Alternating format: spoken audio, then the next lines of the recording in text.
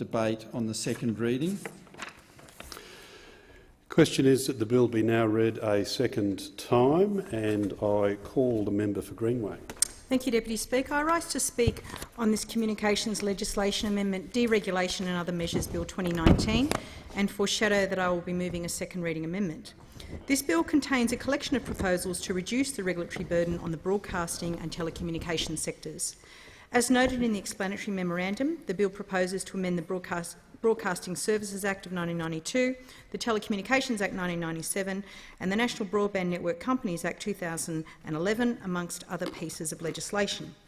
Some of the measures outlined in this bill propose to allow the Minister to appoint an industry-based numbering manager in place of the ACMA, provided certain safeguards are met, remove duplicative reporting requirements for licensees to notify the ACMA of certain changes in control of regulated media assets, allow NBN Co to dispose of surplus assets whose sale is currently constrained by the NBN Companies Act, provide a consistent classification arrangement by removing requirements for certain television broadcasters to apply different classification standards for films when developing industry codes of practice, remove the requirement for the ACMA to consult with an advisory committee before declaring a submarine cable protection zone, given the ACMA has a legal obligation to consult anyway, and remove the ability of the ACCC to issue tariff filing directions to certain telecommunications carriers and carriage service providers. As some might be aware, this bill is not new. Indeed, the bulk of the measures in this omnibus bill were by and large introduced on the 2nd of December 2015. The bill was supported in the House, and during debate in the Senate, a Labor amendment was passed to expand the financial and deployment forecasts being reported by NBN Co. After the bill returned to the House, the government never brought it to a vote and allowed it to lapse at the 2016 election. The then Minister, Mitch Fifield, resurrected this bill to the House of Representatives on the 27th of March 2019. It took him 6 months after the election to dust off the brief, but eventually he got there. After the initial introduction, it took the government a further 12 months before it reached a second reading debate in the House. Now, talk about enthusiasm, Mr Deputy Speaker. They just couldn't wait to get this one passed. The bill then entered the Senate in March 2018, and it sat idle for the remainder of that term of parliament, a big year for that bill. It was never brought to a vote and as a result lapsed at the May election.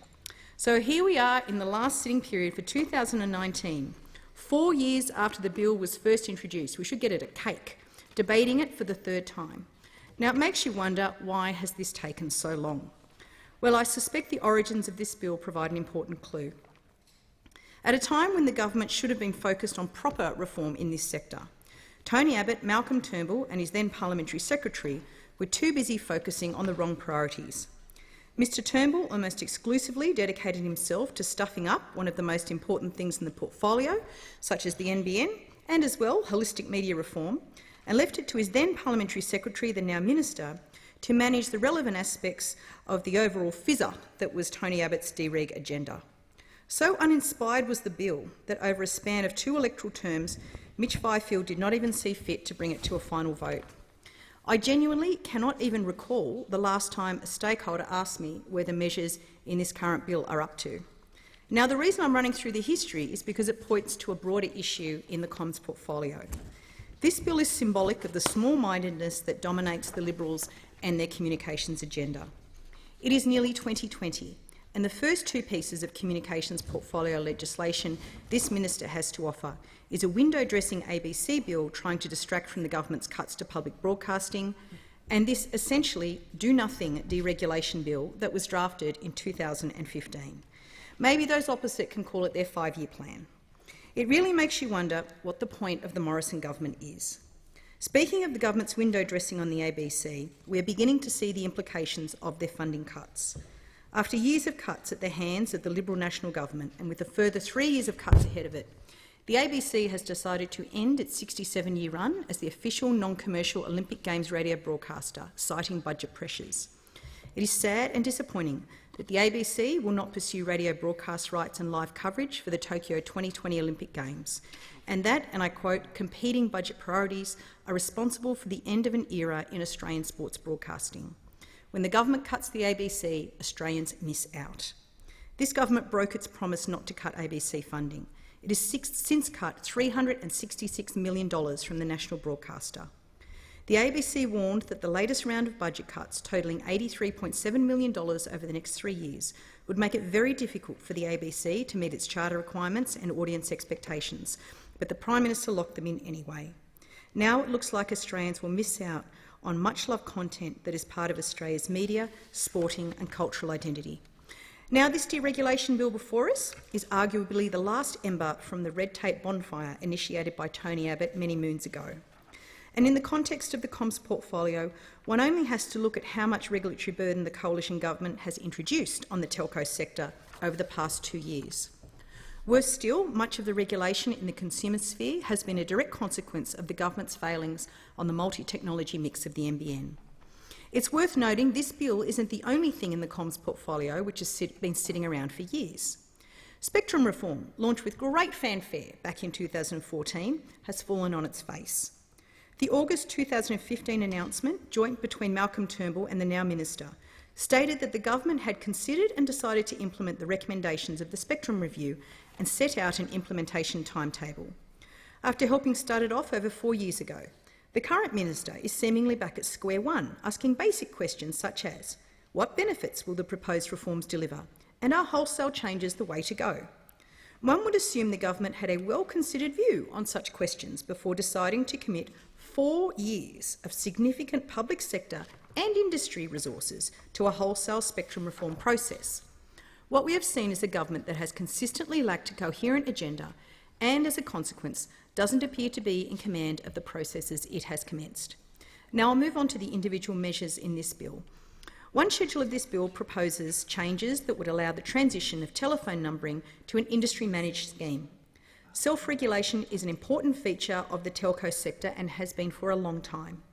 Where appropriate, it allows industry to take responsibility for its own affairs, in turn potentially reducing the regulatory burden and administrative costs, and in turn leading to consumer benefits. Numbers are an important, scarce resource. Like spectrum, numbers are used but not consumed. The management of telephone numbering has matured over the years, and this presents an opportunity for industry to play a greater role in managing the telco numbering scheme. A move towards self-regulation naturally raises the question of whether there is a risk of misalignment between the objectives of regulators and policymakers and the commercial incentives of industry. We have considered this question and are satisfied that the legislation before the House sets out sufficiently clear principles and contains adequate reserve powers should the Commonwealth need to re-intervene. One point I do want to stress is the important connection between the integrity of our numbering system and scam calls. Communications technology and digital platforms have made it cheaper and easier for scammers to operate. The telephone line has now become an option of choice for scammers. Everyone agrees that telephone scams are not just a nuisance. They are an assault on the integrity of our numbering system, an incursion on the privacy of Australians in the right to enjoy in their home, and they are criminal in their intent. As I noted earlier in the year in an opinion piece, it has always struck me as odd that criminals based overseas can effortlessly use Australian telephone numbers they don't own to generate calls and rip people off. The explanations for this vary, but clearly the international standards and interconnection arrangements that underpin voice calling were not adequately designed to safeguard against this problem. In the absence of such arrangements, domestic interventions to protect the integrity of the telephone numbering system and reduce the impact of scams are beginning to look increasingly desirable. Encouragingly, other jurisdictions are showing that progress is possible, and hopefully any transition of numbering towards a self-regulatory model could provide even greater operation and technical flexibility to improve the integrity of the numbering system, in turn making it harder for scammers overseas. In summary, this is a straightforward bill that forms part of a rudimentary housekeeping exercise. As such, Labor will not oppose this bill. But the reality is this, Mr Deputy Speaker. These amendments actually do little to reduce the cost of regulation on the broadcasting or telecommunications sectors. As I noted earlier, the government has actually spent the last 3 years increasing the regulatory burden on telecommunications companies, and this bill does nothing to reverse that trend. While earlier deregulation bills actually did deliver more significant cost savings for industry, this bill, by and large, in comparison, looks inconsequential.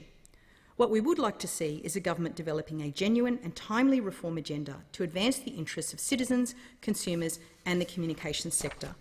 That is why Labor will move a second reading amendment to this bill, and I move the second reading amendment circulated in my name.